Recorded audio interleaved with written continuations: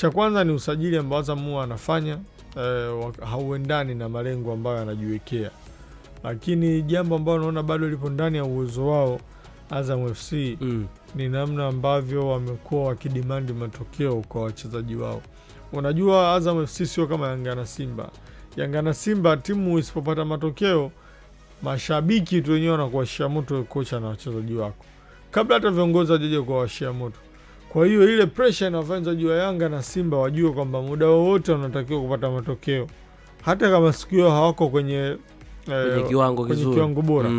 Na ukiangalia kiuhalisia, kuna mechi wachezaji wa timu kama Simba na Yanga hawako kabisa kwenye kiwango bora, ila wanatafuta tu nyakati ambazo wanaweza wakazitumia kupatia magoli, wanarudi zao kulinda mpaka mchezo unaisha.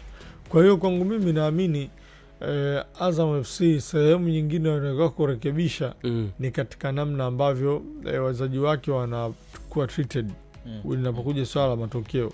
Azam FC matokeo yanapokuja mabaya, inawezekana kwa viongozi wanaongea na wachezaji wao, lakini wachezaji hawapati msukumo kutoka nje, yani kutoka kwa mashabiki, msukumo kama ambao wanaopata Yanga na Simba.